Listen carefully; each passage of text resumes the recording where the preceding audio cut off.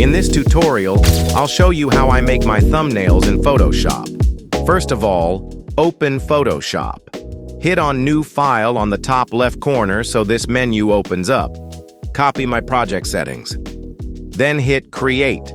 If you don't see all the panels like I see, go over to Window and click on the panel you want to see. Now we're set.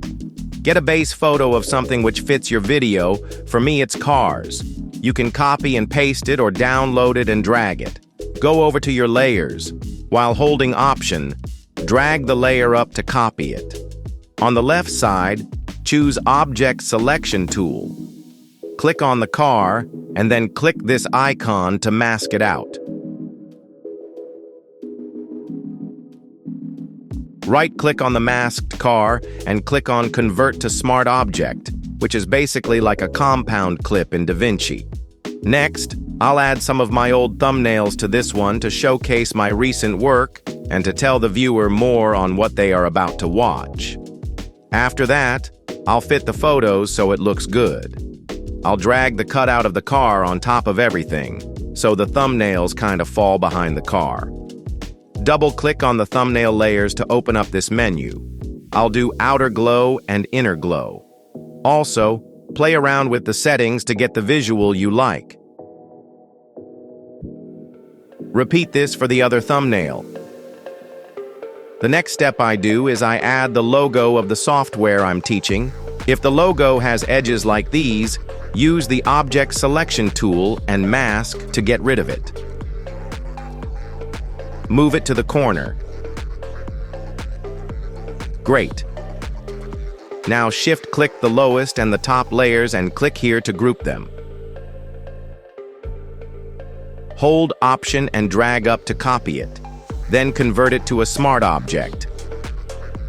Hit Command A, then Command C and V so you'll get a copy of the thumbnail, as well as the group where all the layers are individually.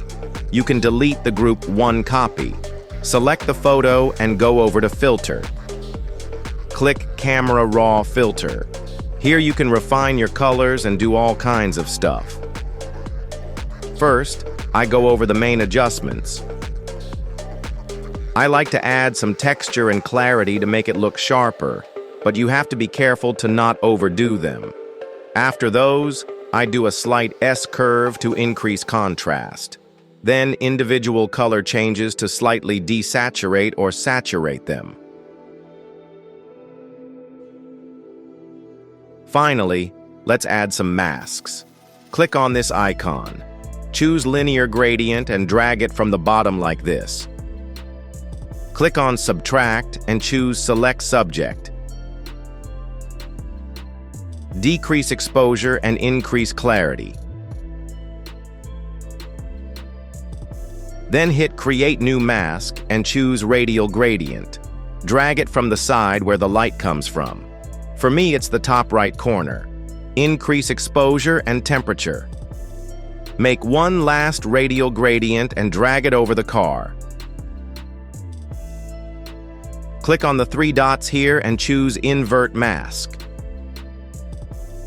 Decrease exposure to enhance the subject's attention. Once it's done, click OK. Here's a quick before and after.